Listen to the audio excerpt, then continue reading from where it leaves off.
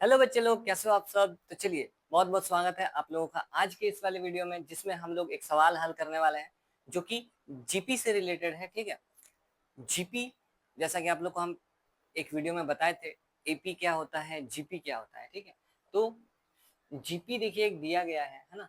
In GP, एक GP है, the third term is 24। एक जीपी का तीसरा वाला जो टर्म है वो 24 है, और सिक्स्थ टर्म इज 192 है ना। और जो छठा वाला टर्म है, सिक्स्थ टर्म है, वो 192 है। ठीक है, तो फाइंड द 10th टर्म। तो अपने को 10th टर्म पता लगाना है, 10वां पद पता लगाना है कि क्या होने वाला है। तो चलिए फटाफट से शुरू करते हैं। अगर आप लोग उस वीडियो में नहीं देखे हैं तो आप लोगों को थोड़ा सा हम जानकारी दे देते हैं कि एपी और जीपी, है ना, जीपी बताते हैं वैसे जीपी क्या होता है। जैसे मान के लिए चलिए, एक है, यहाँ 3 है, यहाँ पर 9 है, यहाँ 27 है, और इस प्रकार से चल रहा है मामला। ठीक है, तो ऐसे सीरीज को, ऐसे सीक्वेंस को हम लोग जीपी कहते हैं। कैसे कैसे पता चलता है? पहला पद को तो A1 कहते हैं, यानी कि ए। दूसरा पद A2 कहलाता है, तीसरा वाला A3 कहलाता है, चौथा वाला A4 कहलाता है। ठीक है, और कैसे पता चलता है कि ये जीपी का सीक्वेंस है? इससे हम लोगों को हर बार दूसरे में से पहले को भाग लगाना होता है। हर बार दूसरे में से पहले को भाग लगाएंगे। 3 में से पहला वाला भाग लगाएंगे तो कितना बनेगा? 3। इसमें से इसको भाग लगाएंगे, 9 में से 3 को भाग लगाएंगे, कितना बनेगा? 3। 27 में से 3 को 27 में से 9 का भाग लगाएंगे तो जस्ट पहले वाला नंबर का, तो कितना बार में? 3 बार में। तो इस प्रकार का जो सीक्वेंस होता है, जिसमें हर बार रेशियो जो है, हर बार रेशियो जो है वो समान आता है, तो उसको हम लोग जीपी कहते हैं। ठीक है, तो ये अपना जीपी बन रहा है। ठीक है, तो जो जीपी का जनरल फॉर्म होता है ना, वो इस प्रकार का होता है: A R square, A R cube, इस तरीके से डॉट डॉट डॉट चलते रहता है। ठीक है, पहले ए होता है, फिर उसके बाद ए इंटू आर होता है ना। जैसे ये ए है, फिर अगला वाला ए इंटू आर करने पर मिलेगा ये। अच्छा, आर क्या होता है? ये जो हम लोग रेशियो निकाले हैं, इसको हम लोग आर कहते हैं। ठीक है, हर जगह आर का मान बराबर आना चाहिए, तभी जाकर वो जीपी कहलाता है। तो यहाँ पर देख सकते हैं आर का मान कितना है? 3 है। तो ए इंटू आर करेंगे, ये ए है, ए इंटू आर पहला टर्म आएगा। ए इंटू आर स्क्वायर करेंगे, आर का स्क्वायर मतलब इसका स्क्वायर, कितना हो जाएगा? 9, है ना। यहाँ पर देखिए, पहला टर्म जो है A1 है, इसके लिए ए इंटू आर ये है, ये 9 है, ये 27 है। कैसे मिला है? ए इंटू आर, आर का वैल्यू देखिए, ए का मान 1 है, आर का मान कितना है? आर का मान 3 है, तो 3 गुना 1 करने पर ये वाला टर्म मिला है।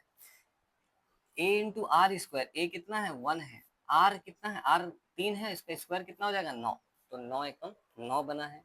ठीक है, इसके बाद ए कितना है? 1 है, आर का क्यूब यानी कि 3 का क्यूब, 3 का क्यूब कितना होता है? 3 का क्यूब होता है 27।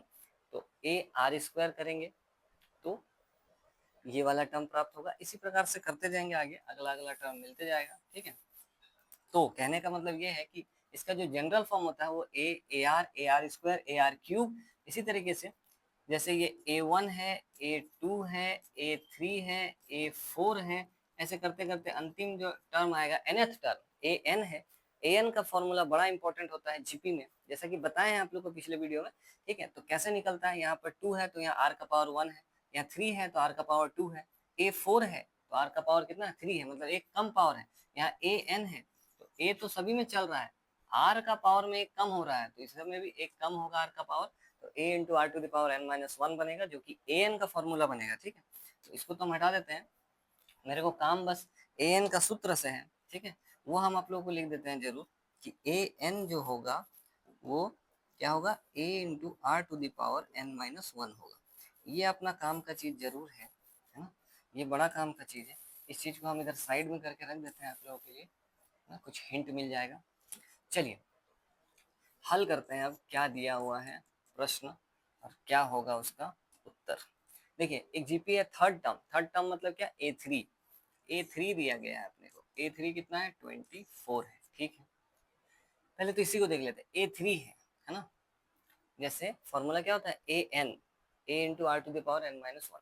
यहाँ तो r मालूम नहीं है ना, तो हम लोग a भी मालूम नहीं है इस जगह पर, तो हम लोग n मालूम है, लेकिन नीचे जो है वो n है, ये n है। ठीक है, तो अगर हम इसको लिखना चाहे तो इसको हम लोग a into r to the power n minus one यानी कि 3 माइनस वन भी लिख सकते हैं इस वाले a3 को। अब a इंटू आर का स्क्वायर हो जाएगा, ये 3 में से 1 जाएगा 2 बचेगा, जो कि कितना है 24 है। ये जरूर मेरा काम का चीज है, इसको आप समीकरण 1 रखिए।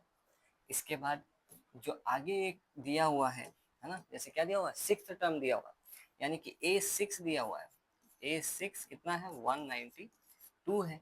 चलिए a6 को क्या लिख सकते हैं, a into r to the power 6 minus one, क्योंकि फॉर्मूला ये होता है an equals to a into r to the power n minus one, तो इसी के मुताबिक हम तोड़े हैं और यहाँ पर कितना है 192 है। इसका मतलब हम लोग बोल सकते हैं a into r to the power 5 जो है वो 192 है, जिसको हम लोग इक्वेशन नंबर 2 ले लेंगे। ठीक है, इसको थोड़ा सा ऊपर कर लेते हैं, चलिए। ठीक है, यहाँ तक। अब दोनों समीकरण को हल करेंगे, इसको और इस इक्वेशन को और इस इक्वेशन को, दोनों इक्वेशन को सॉल्व करेंगे, है ना। कैसे सॉल्व करेंगे आप देख सकते हो, आप लोगों को a या r चाहिए। ठीक है, तो अगर हम डिवाइड लगाते हैं, इसमें से इसको अगर डिवाइड लगा देते हैं, इक्वेशन 2 में से इक्वेशन 1 को डिवाइड लगाते हैं तो a से a कट जाएगा, तो इससे r प्राप्त हो सकता है। ठीक है, तो यही मेरा प्लानिंग है। हम इक्वेशन 2 में से क्या करेंगे, हम इक्वेशन नंबर 2 को भाग लगाएंगे किससे, इक्वेशन नंबर 1 से। तो क्या होगा आगे देखते हैं। अगर हम भाग लगा रहे हैं दोनों को, ठीक है, चलिए भाग लगा रहे हैं। इक्वेशन 2 है आपके पास, a r to the power 5 भाग लगेगा किससे, इक्वेशन 1 से, लेफ्ट वाला लेफ्ट से भाग लग जाएगा, ये कितना है 2 है। ठीक है, बराबर में इस तरफ कितना है 192 है, ये भाग लग जाएगा किससे, इस वाले बराबर किस पार वाले से, है ना 24 से। चलिए काटा कुटी करेंगे तो a से a कटने वाला है, r का 2 पावर से r का 5 पावर में से 2 पावर कटने वाला है, तो यानी कि यहाँ पर r का 3 पावर तो बच रहा है। और यहाँ पर जब आप भाग लगाएंगे 24 का पहाड़ा में 192 8 बार में कट जाएगा। ठीक है, 24 का पहाड़ा में 192 कितना बार में, 8 बार में कट जाएगा। चलिए ये कट जाएगा कितना बार में, 8 बार में। अब अपने को तो r चाहिए, है ना, अपने को r चाहिए होता है। r और a, अगर अपने पास r और a आ गया, दो ब्रह्मास्त्र, जैसा कि पिछले वीडियो में बताए थे, दो ब्रह्मास्त्र r और a अगर आ गया तो हम लोग कितना नंबर वाला भी टर्म बता सकते हैं। जैसे एपी में a और d अगर हाथ में आता था तो कुछ भी बता सकते थे, है ना। इसी तरीके से जीपी में a और r को हाथ में लाना बहुत जरूरी है, तो r तो यहाँ से प्राप्त हो जाएगा। यहाँ पर 3 पावर है, तो आप इस वाले नंबर को भी किसी ऐसे नंबर का क्यूब में सोचिए। ठीक है, क्यूब में सोचेंगे तो एक फॉर्मूला लग पाएगा। जैसे कि हमको नजर आ रहे हैं, इसको हम लोग 2 का क्यूब लिख सकते हैं, 8 को 2 का घात 3 लिखा जा सकता है। ठीक है, 2 का घात 3 8 होता है।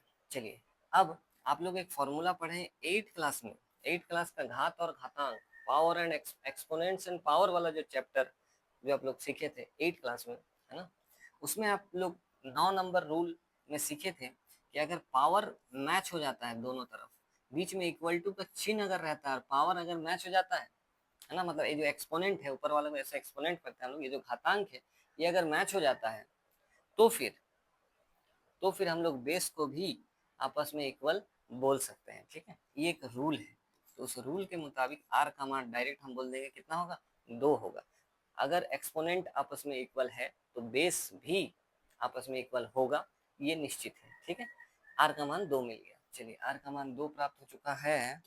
इसी आर का मान को इक्वेशन 1 में भर देते हैं और क्या निकाल लेते हैं, इक्वेशन 1 में भर लेते हैं, जिससे कि अपने को a मिल जाएगा। चलिए यहाँ पर फ्रॉम इक्वेशन 1, है ना, फ्रॉम इक्वेशन 1, इक्वेशन 1 से क्या है, a into r to the power r to the power 2 है, r का वैल्यू कितना है 2, यानी कि 2 टू दावर 2 होगा, और इधर कितना है 24 है, इक्वल टूगेदर। ठीक है, तो ये कितना हो जाएगा बताइए, तो a इंटू 4 इक्वल्स टू 24।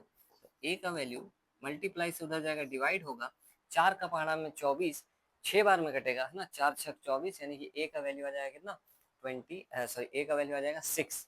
क्या निकालना है, 10th टर्म निकालना है। चलिए बहुत अच्छी बात है। इस वाले खंड को थोड़ा सा छोटा कर लेते हैं, क्योंकि अपने को थोड़ा सा जगह का आवश्यकता है ना, इस तरफ भी थोड़ा सा जगह तो है अपने पास। चलिए इतना सा काम हो जाएगा। A10 चाहिए, ठीक है, A10 चाहिए। चलिए A10 अपने को पता करना है। A10 है ना, कैसे मिलेगा, देखिए an equals to a into r to the power n minus one होता है, तो A10 equals to a into r to the power 10 minus one होगा, ठीक है। तो उसको हम लोग लिखेंगे a का वैल्यू तो दिया हुआ है ऐसे, चलिए ठीक है, एक बार बाद में भरेंगे। चलिए a into r to the power कितना हो जाएगा, 10 माइनस वन होगा। यहाँ बस हम n का वैल्यू भरे हैं, जबकि मेरे पास a और r दोनों का मान है, दोनों का मान वो भरेंगे, a 10 निकल जाएगा। ये देखिए r और ये रहा a का मान कितना है 6, गुना में r का मान कितना है 2, 2 का पावर 2 टू द पावर कितना हो जाएगा 9, 10 में से 1 जाएगा, 10 में से 1 जाएगा तो 9। चलिए इसको हल करेंगे, 2 का घात 9 को खोलना होगा, या आप इसको ऐसा कर लीजिए 2 गुना 3, 6 को 2 गुना 3 लिख सकते हैं, और यहाँ पर कितना 2 का घात 9 है। बेस सेम होने के कारण, इसका और इसका बेस सेम होने के कारण दोनों पावर ऐड हो जाएगा, यानी कि ये 2 टू द पावर 10 हो जाएगा, और मल्टीप्लाई में 3, 2 टू द पावर 10 1024 होता है, और मल्टीप्लाई में कितना 3, 2 का घात 10 1024 होता है, और 3 इसको गुना करेंगे तो 24 दिया कितना 72, तो इसका मतलब ये आ जाएगा 3072, है ना, हाँ 3072 ये आ रहा है A10, यानी कि इस जीपी का 10 नंबर वाला जो टर्म होगा वो 3072 होगा। तो इस प्रकार से देख सकते हैं हम लोग आसानी से निकाल सकते हैं। अगर अपने पास A है और R है तो कितना भी नंबर वाला टर्म निकालने के लिए बोला जाए, इस प्रकार का सवाल आता है परीक्षा में, ठीक है, क्लास 11th में, ठीक है। यहाँ पर देखिए इतना टर्म दिया रहेगा, एक और टर्म दिया रहेगा, कहा जाएगा इतना नंबर वाला टर्म, ऐसा सवाल हम लोग एपी में भी करते थे क्लास 10 में। अब 11th क्लास में इस प्रकार का जीपी में भी दिया हुआ है, ठीक है। तो कैसे हल करेंगे, ए और आर को हाथ में लाना होगा, बाकी कितना भी नंबर वाला टर्म हो इस वाले फॉर्मूला से आसानी से निकाला जा सकता है, ठीक है। तो कैसा लगा आप लोग को आज का वीडियो, अगर अच्छा लगा हो तो लाइक सब्सक्राइब जरूर से कर दीजिएगा। मिलते हैं अब आप लोगों से नेक्स्ट वीडियो में, तब तक के लिए जय जगन्नाथ।